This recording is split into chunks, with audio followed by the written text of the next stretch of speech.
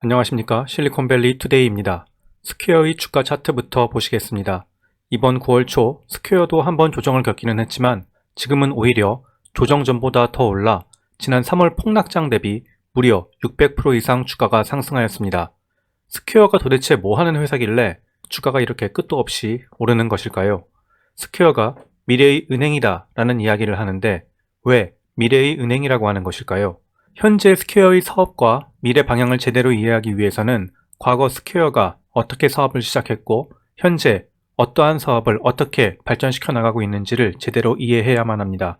스퀘어를 창업한 사람은 잭 돌시입니다. 잭 돌시는 1976년생으로 고등학교 때부터 컴퓨터 프로그래밍을 시작했으며 1999년에 대학교를 중퇴하고 본격적으로 창업자의 길로 들어섭니다. 2000년에 캘리포니아로 이주한 잭 돌시는 실리콘밸리 근처의 오클랜드라는 지역에서 택시나 긴급 서비스를 온라인 웹으로 호출할 수 있는 서비스로 사업을 시작합니다. 그러던 중 AOL 인스턴트 메신저를 보고 웹상에서 실시간으로 짧은 메시지를 주고받을 수 있는 사업에 대한 독창적인 아이디어를 떠올리게 됩니다. 그 사업이 바로 저희가 잘 알고 있는 대박을 터뜨린 트위터입니다. 잭 돌시는 다른 3명의 공동 창업자들과 함께 2006년 3월 트위터를 시장에 출시하였는데 이후 온라인에서 모바일로 시장이 옮겨가면서 짧은 메시지로 자기의 생각이나 의견을 순식간에 공유할 수 있는 SNS인 트위터는 엄청나게 빠른 속도로 성장하며 큰 인기를 얻었습니다. 이로 인해 큰 부자가 되고 명성을 얻게 된 잭 돌시는 2009년 또 다른 사업을 시장에 내놓는데 그것이 바로 오늘 말씀드릴 종목인 스퀘어입니다.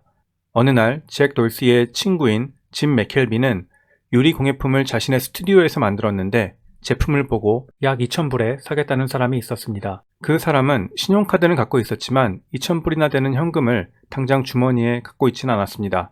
당시 맥켈비는 카드 결제를 받는 포스 단말기를 갖고 있지 않았기 때문에 판매 기회를 놓치게 됩니다.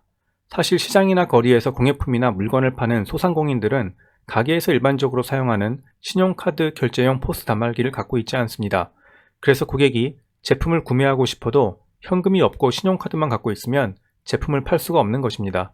짐 맥켈비는 여기에서 사업 아이디어를 생각해내고 자신의 친구였던 트위터 창업자 잭 돌시에게 이 이야기를 합니다. 그리고 이 둘은 스마트폰의 이어폰 단자에 꼽는 것만으로도 손쉽게 누구나 신용카드로 돈을 결제받게 해주는 스퀘어 리더라는 당시로서는 혁신적인 아이디어의 제품을 2010년에 내놓게 됩니다. 당시 스퀘어 리더가 처음 출시되었을 때 매우 혁신적인 제품이라고 많은 미디어에 소개되었습니다. 누구나 이 조그만 휴대용 리더기를 가지고 있으면 커다란 포스 단말기가 필요 없이 본인의 스마트폰으로 결제가 가능합니다. 게다가 이 리더기는 신청만 하면 공짜로 집으로 배달되었습니다. 물론 이 리더기를 통해 신용카드로 결제를 할 때마다 2%에서 3%가량의 수수료를 스퀘어 측에 내야 하는데 이것은 일반 신용카드 포스 단말기와 비슷한 수준의 수수료였기 때문에 큰 문제가 되지는 않았습니다. 그동안 포스 단말기를 사용하는 것에 부담을 느꼈거나 잦은 이동을 해야 해서 포스 단말기를 사용하지 못했던 소상공인들에게 신용카드 결제를 할 수 있게 해주는 아주 좋은 대안이 되었던 것입니다. 그러면 스퀘어 사업이 성공 가도를 달렸을까요? 사실 그렇지 못했습니다. 스퀘어 리더기 사업은 성장이 생각보다 더디었습니다. 또한 크게 성장하는 데에도 한계가 있었습니다. 왜 그랬을까요? 사실 스퀘어 리더기가 반드시 필요하다라고 생각하는 소상공인의 수가 생각보다 아주 많지는 않았고 말 그대로 이들이 소상공인이기 때문에 고객이 카드로 결제한다 해도 결제 금액 자체가 크지 않아 스퀘어는 수수료 수입이 작을 수밖에 없었습니다. 게다가 이 기술이 카피하기 어려운 기술이 아니었기 때문에 페이팔과 같은 기존의 기업들도 이 사업에 뛰어들어 비슷한 서비스를 내놓기 시작했습니다. 스퀘어에게는 여러모로 힘든 상황이었습니다.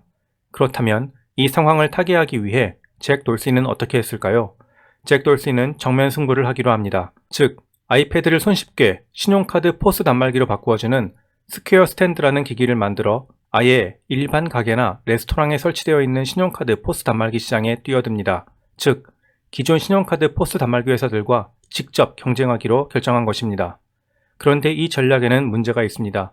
다들 예상하셨겠지만 이미 기존의 포스 단말기를 사용하던 가게 주인이나 레스토랑 주인이 굳이 스퀘어의 포스 단말기로 교체해야 할 이유가 별로 없다는 것입니다.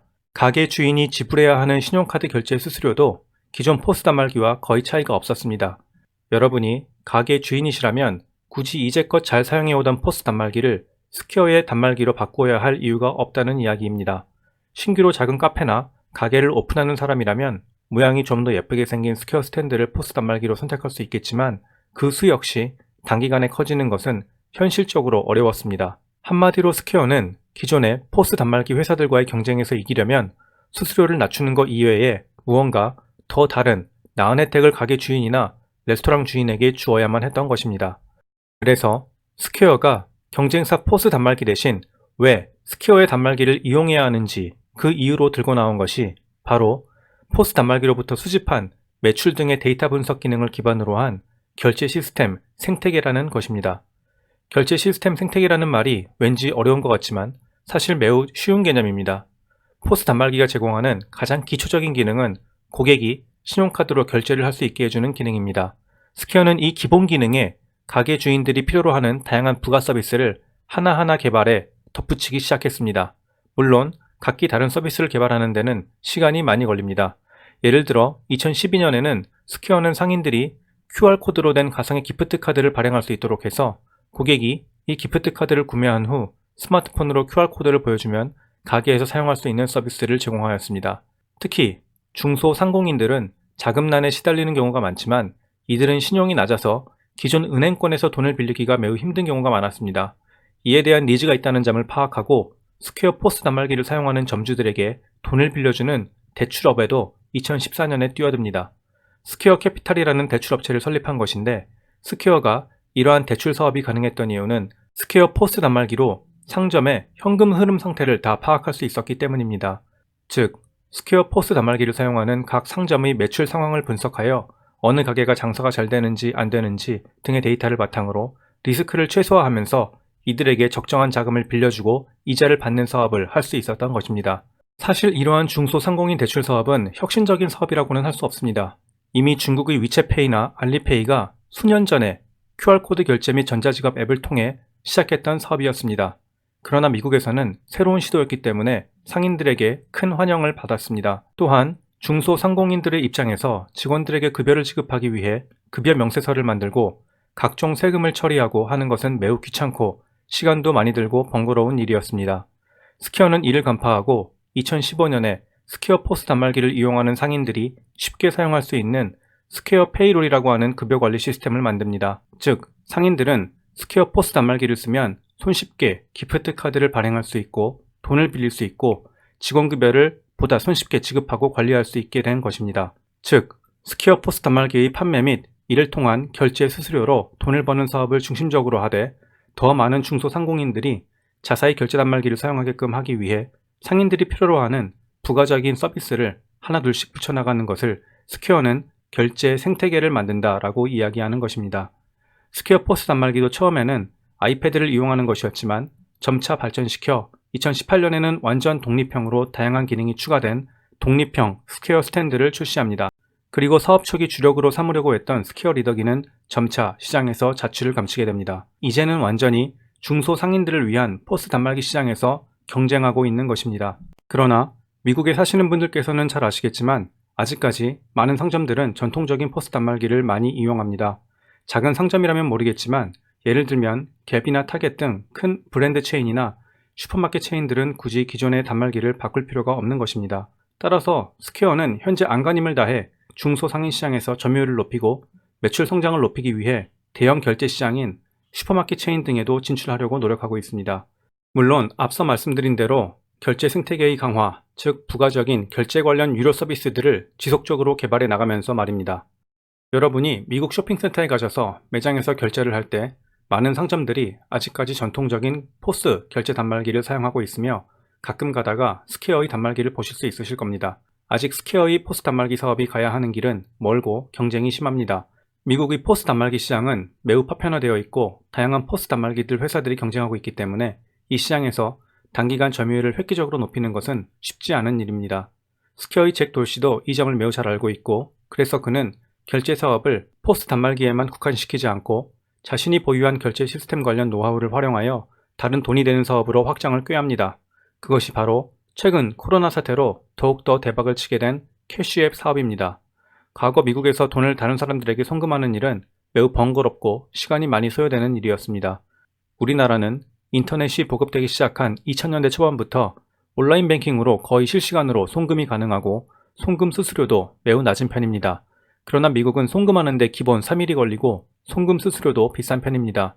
이 점을 혁신적으로 파괴하고 시장에서 큰 인기를 얻은 간편 송금 모바일 앱이 바로 벤모라는 앱입니다. 벤모는 몇 분 만에 간단히 가입하여 친구들에게 정말 간편하게 소액의 돈을 송금할 수 있는 앱으로 특히 수수료가 없기 때문에 단기간에 폭발적으로 가입자가 늘어났습니다. 미국판 카카오페이 송금이라고 보시면 됩니다. 이 앱은 미국에서는 벤모미, 즉 내게 벤모로 돈을 송금해줘 라는 말이 생길 정도로 엄청난 인기를 끌게 되었습니다. 벤모는 이후 디지털 결제 업체인 브레인트리에 인수되었고 페이팔이 다시 브레인트리를 인수하면서 결국 페이팔 산하로 들어가게 되었습니다. 벤모의 성장을 눈여겨본 잭 돌시 역시 민첩하게 움직여 2015년 스퀘어 캐시 앱을 출시합니다. 스퀘어 캐시 앱은 나중에 그냥 캐시 앱으로 이름이 바뀌게 됩니다. 캐시 앱은 본래 벤모와 같은 개인 간 간편 송금 앱이었습니다. 이 당시에 이미 수수료 무료를 내세운 주식 매매 앱인 로빈후드가 미국에서 큰 폭의 성장을 하고 있었고 중국에서는 이미 수년 전부터 위챗페이나 알리페이가 개인 간 송금뿐 아니라 결제, 펀드 및 보험 구매까지 가능한 혁신적인 기능을 담은 모바일 결제 디지털 지갑 서비스로 크게 성장하고 있을 때였습니다. 문제는 미국에는 위챗페이나 알리페이 같은 다양한 기능을 가진 앱이 아직은 없었다는 점입니다. 스퀘어 역시 처음에는 간편 송금 앱으로 시작하였지만 돈을 벌 수 있는 추가적인 기능들을 하나둘씩 붙이기 시작합니다. 특히 2018년에는 비트코인을 간편하게 살 수 있는 기능을 추가하였고 주식을 매매할 수 있는 기능도 추가하였습니다. 그리고 이 비트코인 매매 기능이 코로나 사태와 함께 맞물리면서 올해 대박을 터뜨립니다. 작년 2분기 비트코인 판매 매출이 약 125밀리언 달러, 한화로는 약 1,500억 정도였습니다.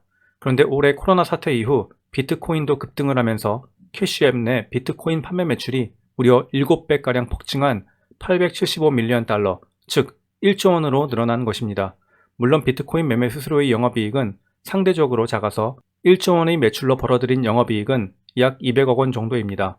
또한 이번 코로나 사태로 맞물린 비트코인의 폭등으로 이러한 급격한 매출 증가는 일시적인 것일 수가 있어서 두고 봐야 할 것으로 보입니다.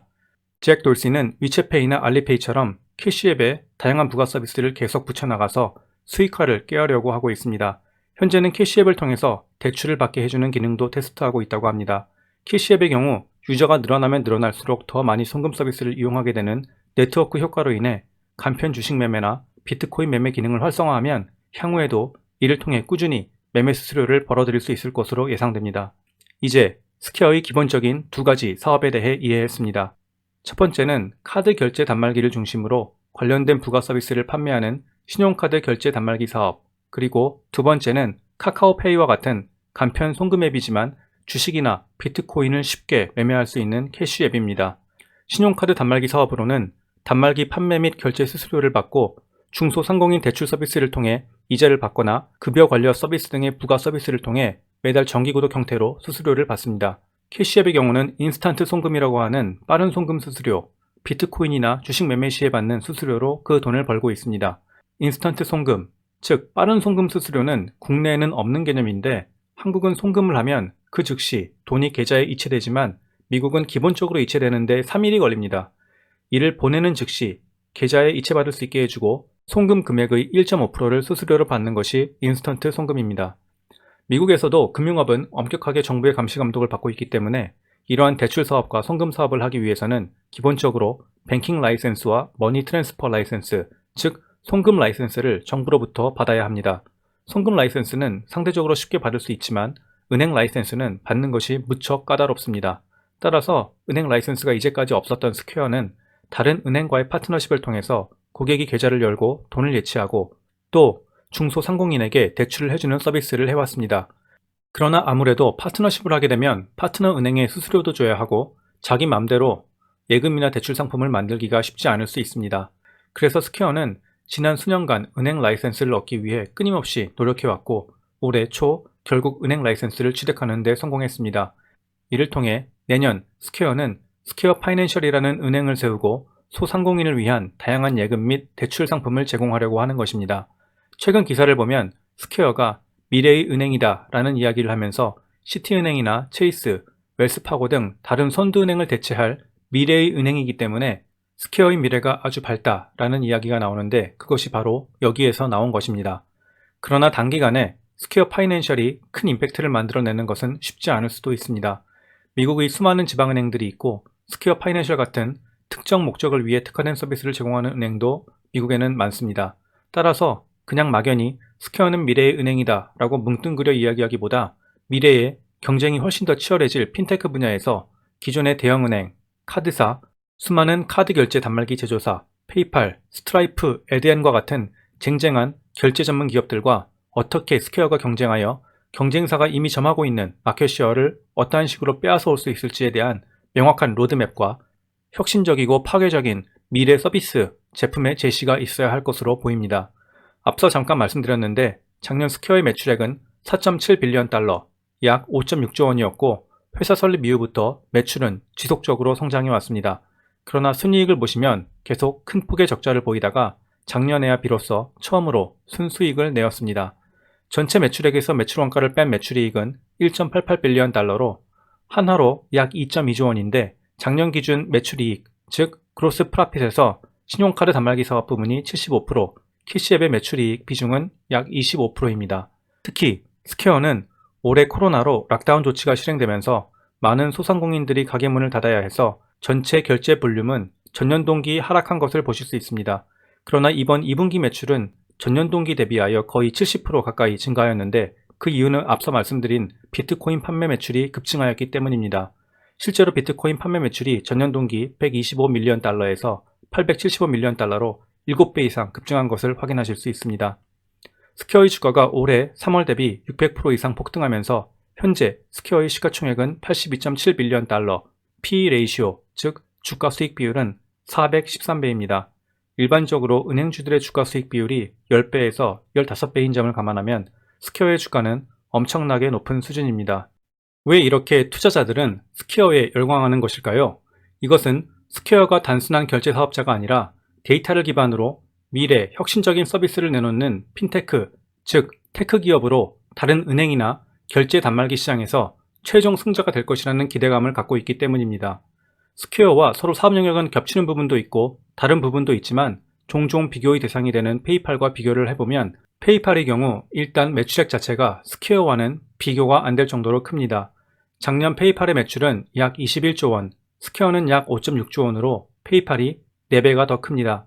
영업이익의 경우 더 차이가 벌어져 페이팔은 약 3.3조 원 규모이나 스퀘어는 3,200억 원으로 페이팔이 약 105배가 더 큽니다. 페이팔의 시가총액은 240빌리언 달러로 스퀘어 시가총액의 82빌리언 달러보다 3배가 더 큽니다. 주가 수익 비율은 스퀘어가 페이팔보다 4배가 더 커서 현재 수익 대비 주가를 보았을 때는 스퀘어의 미래에 대한 투자자들의 기대가 매우 큰 것을 알 수 있습니다.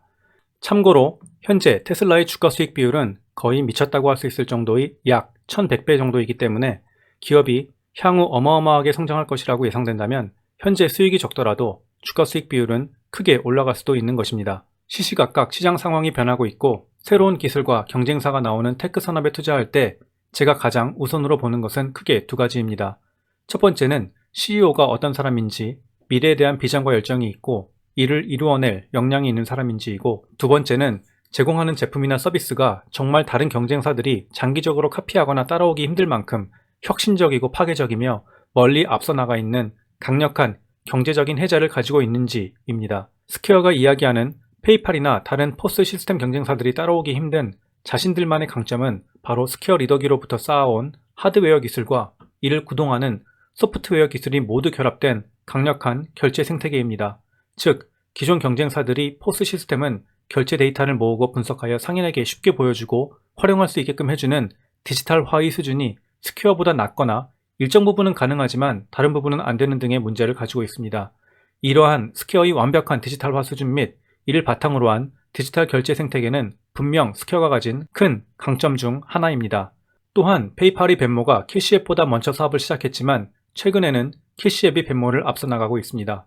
밀레니얼 세대들은 소액으로 비트코인이나 주식 매매가 너무나도 쉽게 가능한 캐시앱을 더 적극적으로 사용하고 있습니다. 특히 이번 코로나 사태로 캐시앱은 더 크게 성장하였습니다.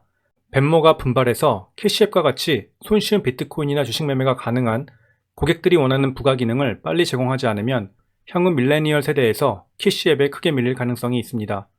마지막으로 올해 초에 취득한 은행 라이센스를 통해 스퀘어는 아예 은행을 세우고 이를 통해 더 많은 소상공인들에게 더 다양한 예금 및 대출 상품을 제공할 수 있게 되었습니다.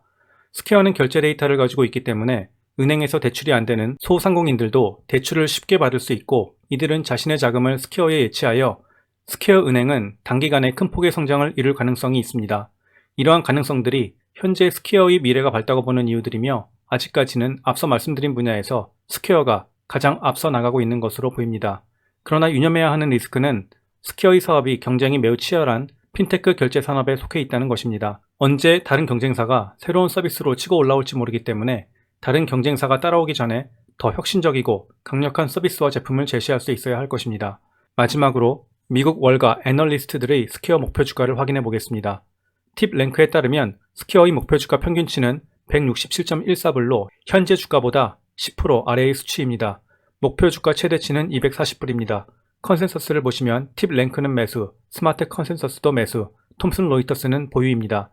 제가 테슬라나 엔비디아, AMD를 좋아하는 이유는 앨런 머스크, 젠슨 황이나 리사 수와 같은 미래를 바꾸는 큰 비전을 가지고 있으면서도 이에 대한 엄청난 인사이트와 실행력을 지닌 슈퍼 CEO들을 보유하고 있기 때문입니다. 잭 돌시 역시 수익화에서 어려움을 겪고 있던 트위터를 한번 성공적으로 회생시켰고, 스퀘어 역시 카멜레온처럼 시장의 변화에 맞게 사업을 변화시키면서 확장하여 지속적인 성장을 어찌됐든 이루어내었습니다.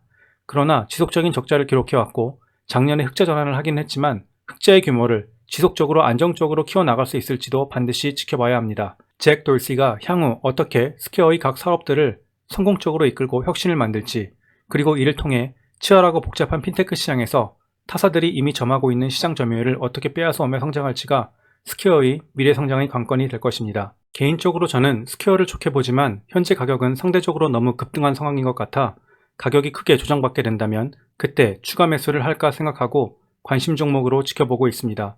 여러분 중에서도 스퀘어 주식을 보유하고 계시거나 투자를 고려하시는 분들이 계시다면 의견을 남겨주시기 바랍니다. 감사합니다.